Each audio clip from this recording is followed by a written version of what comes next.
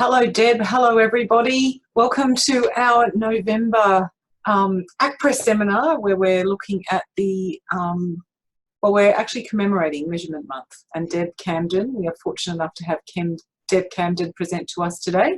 So I'm going to keep it pretty brief, hand over to Deb. I'm recording the session, and once we've finished, we'll have some questions. You can then chat. Does that work? Yeah, that works. And I mean, I've got it on my phone. If okay, so you just you just tell me when to move to the next slide. All right then. Okay. Yeah. Well, look, thank you very much, everybody, for your patience.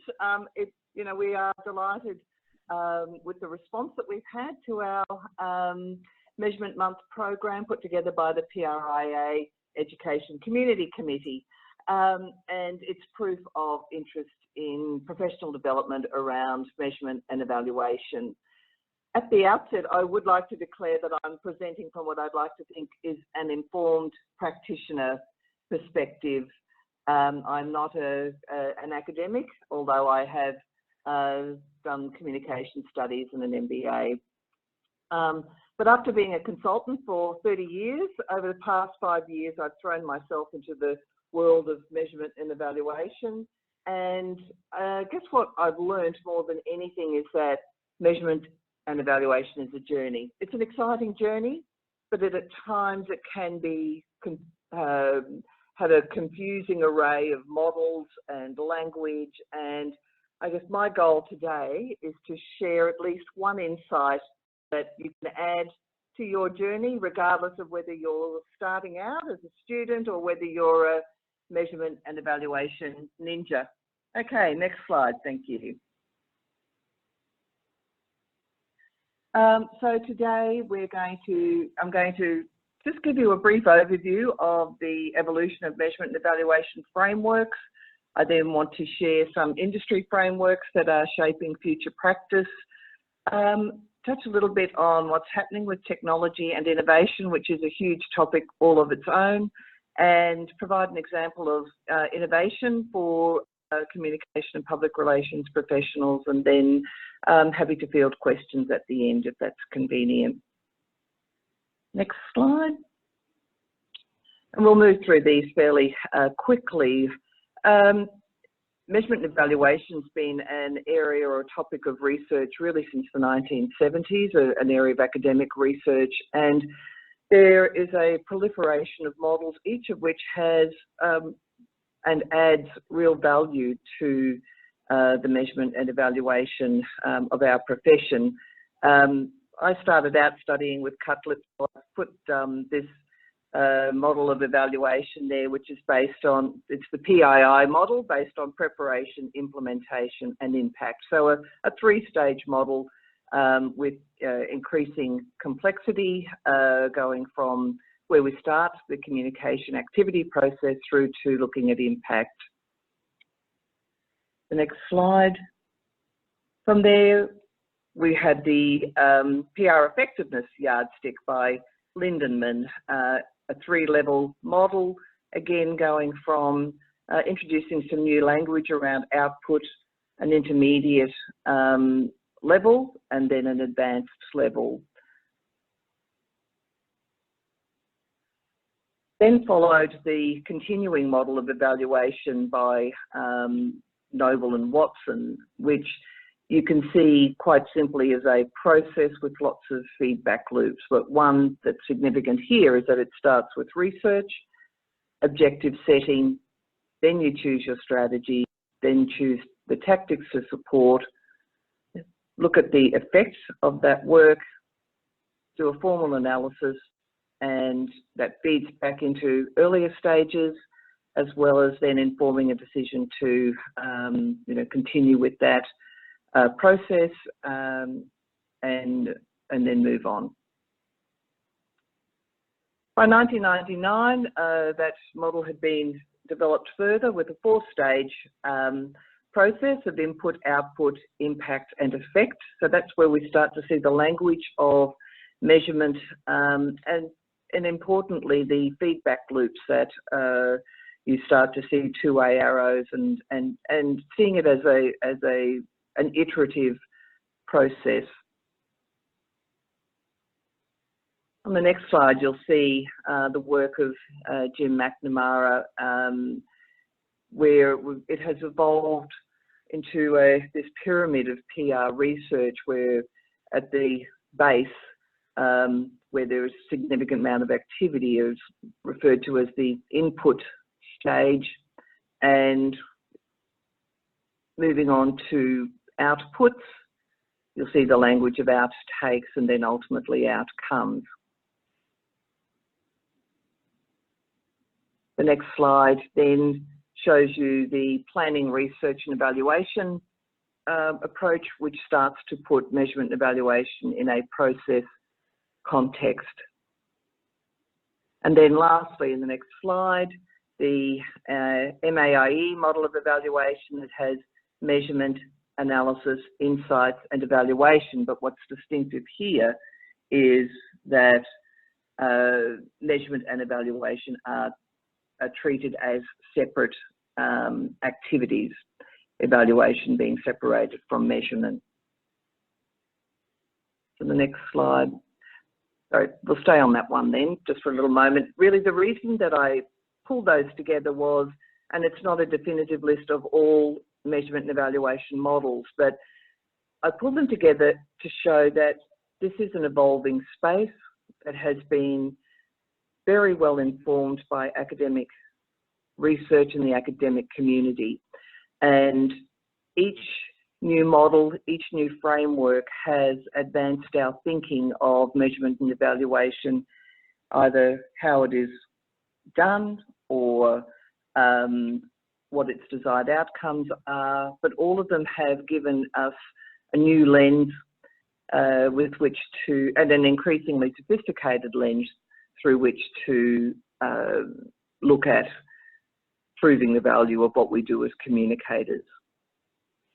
I'd like to move on now to some industry frameworks which have, in their own way, advanced our understanding of measurement and evaluation. So the next slide shows you the work by the UK Government Communication Service.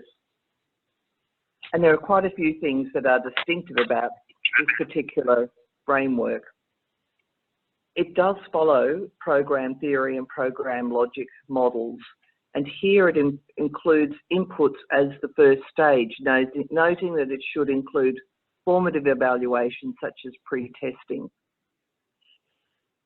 The weakness of this model is that you will see that the communication objectives, the purple box or shape, are derived from the organisation, the blue box at the top, and that all results of comms, including the final stage of impact, is seen as flowing into the organisation. What it doesn't include are stakeholders, public or society at any point in the process of evaluating public communication, which could be seen as a weakness given that this is a framework for government. And it has evolved over that period from 2015 to 2018. On the next slide, you'll see the Public Health England's evaluation model, and this was the first evaluation model that recognises context, and it takes its design, and so that you can see it in the outermost triangle. It takes its design from the sales funnel, which is based on the AIDA model of awareness, interest, desire and action for persuasion that's applied in advertising. But it represents the process of a campaign from a wide range of inputs and information at the top to a small number of outcomes and at the outcome and impact stages.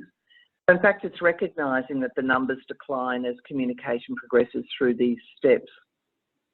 The weakness of this particular framework is that it's very light on detail and some of the stages are poorly explained. So for example, when you're looking at inputs, the description is costs of campaigns, including time and resources.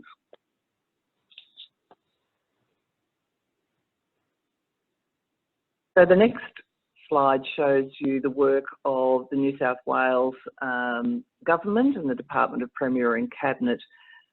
And this is the first model to show stakeholders, publics and society as an integral part of two-way communication, engagement, dialogue and relationships. So in that sort of grey shaded bottom box at the bottom. It was developed in consultation with academics, including Jim McNamara, and it does closely follow evaluation theory. This model has a 5-stage logic model from inputs, activities, outputs, outcomes, impact, but it highlights, one of its strengths is that it highlights evaluation should begin at the input stage and that there should be pre-testing at the activity stage. It shows a direct connection between impact and the relevant government agency, and it shows inputs are informed by stakeholders, publics, and the interests of society as well as the organisation itself. One of the weaknesses that's been found of this model is the fact that the communication objectives are already determined prior to research, and therefore they could be unrealistic or could even conflict with stakeholders and the public. The stages are shown as separate boxes when in reality they overlap and are interconnected. It doesn't recognise or suggest the evaluation of context. Internal and external context can have a major impact on where or not strategic communication is effective, and all previous models focus on intended impact and does not recognise unintended impact and therefore does not evaluate it.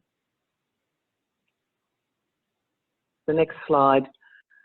There are 2 slides here quickly for PRIA, and more than anything, rather than you can note just by looking at this approach, it's quite silo in the staged approach. But if you move on to the next slide, this is an integrated evaluation model that was developed by Jim McNamara in association with the PRIA, and what's quite visible very easily is the overlap of stages. So it's starting to recognise that these things do not take place as discrete stages, but one can inform the other.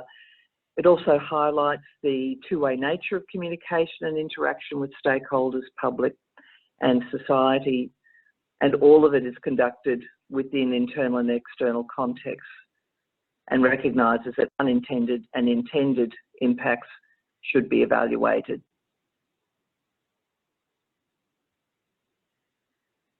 Moving on to the next slide. So this is my perspective as a practitioner, and when I started my measurement journey and trying to make sense out of all of the models that had gone before. And I wanted to share this because motivation in developing this approach was to have a strategy-driven approach, corporate strategy-driven approach to communication strategy and therefore measurement and evaluation. So it's based on the Balanced Scorecard by Kaplan and Norton, and has at its core an organisation's purpose, its vision, mission, values, then the 4 quadrants of the Balanced Scorecard: finance, customers and stakeholders, internal perspective and learning and growth. They then shape and help to inform the communication job by identifying the expectations of communication, which then inform and help to define the SMART objectives to be designed. And then from there we plan and agree measures and evaluate and report. That then informs communication strategy and implementation planning. And then the ultimate dividend or the impact on the organisation is recognised through financial and non-financial indicators as well as stakeholder expectations. The other aspect of this model is that it relies on every wheel being in place, and without any one of those wheels, it then no longer is integrated. Moving on to the next slide.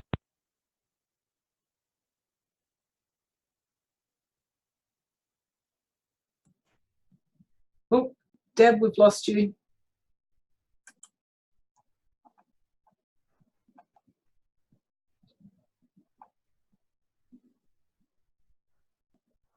Just give Deb a couple of seconds to come back in.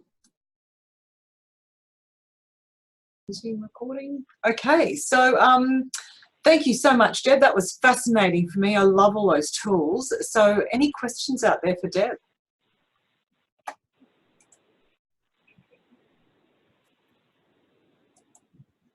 Has anyone used anything similar, you know, in terms of the actual, any of the tools?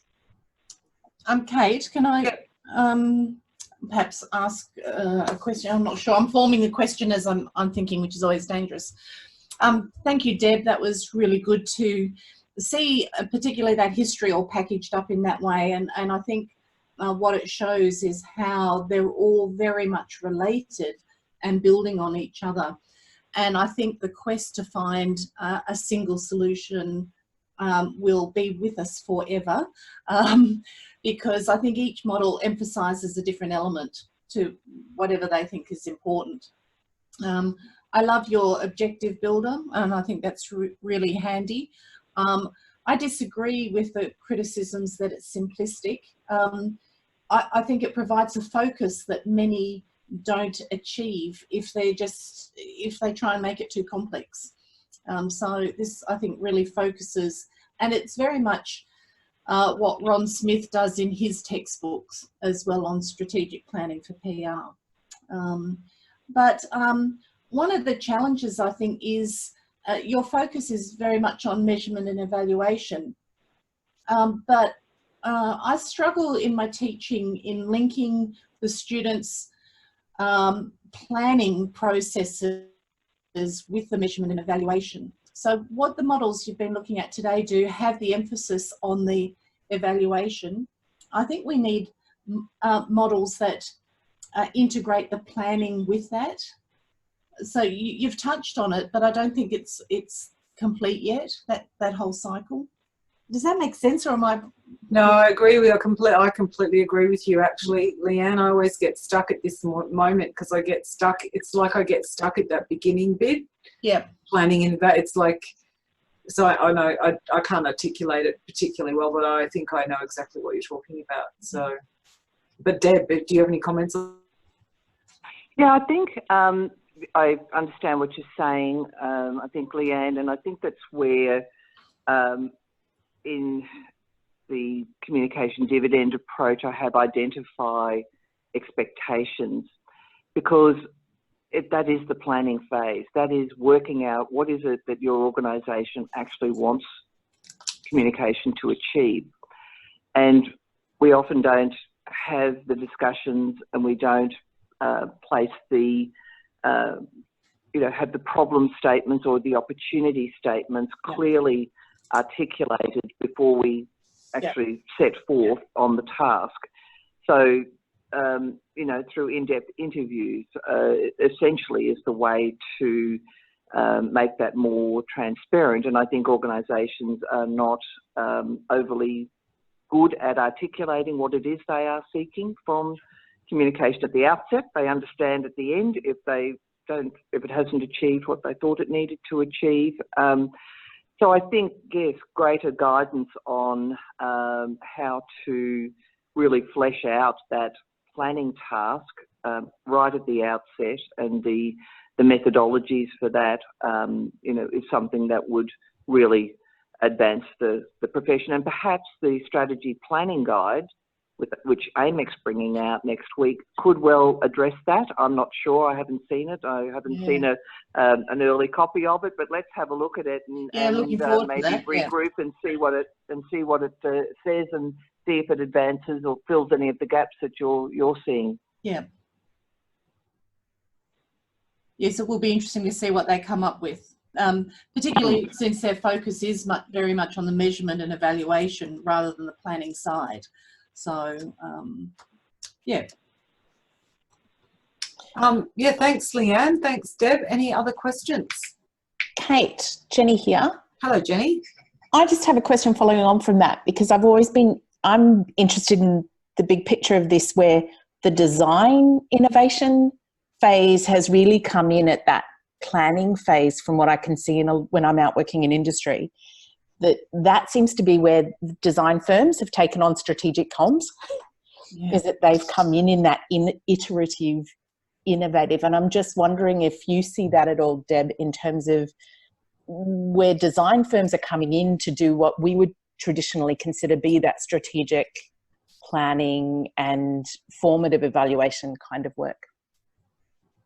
I haven't seen that, Jenny, in my work, but I can imagine that, you know, everyone's wanting to get in on the front end now of communication, because because of the recognition of the integral role it plays in organisational success. And I think we probably haven't been as, overly competent in terms of design thinking, hasn't been a real strength for communicators at large. And so it's a gap that's opened up. But when you refer to design companies, could you give me an example of the sort of companies you're referring to?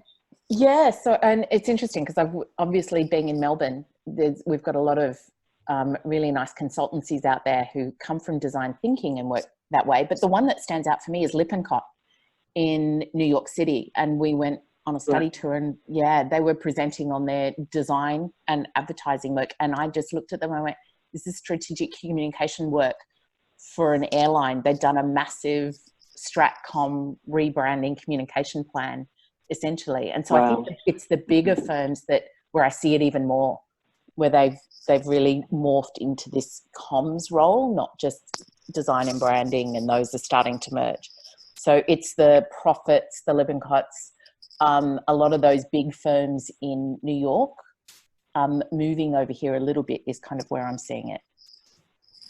I think interestingly, it does align with behavioural change, and I guess that's the space that we as communicators have always claimed because of the influencing role that we play. And it's fascinating that others are seeing, in this world of influences now, behaviour and behavioural change is going to be an increasing area of interest and sort of blurring the lines, I suppose, between the professions. Kate here, I think, Jenny, you're onto something there a little bit, because the messiness that comes with the creative design thinking approach actually presents significant challenges for evaluation in a traditional sense. And you can sort of see that in these models and just what we were talking about before. So my area is in innovation.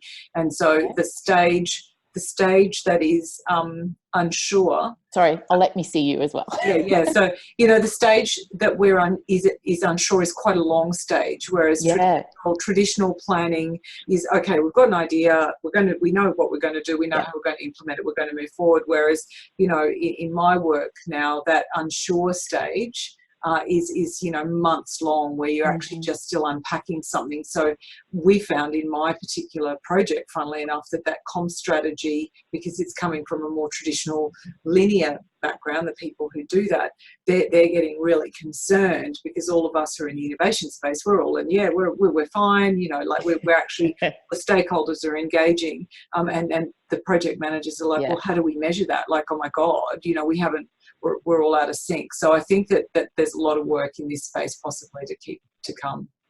That's a great point.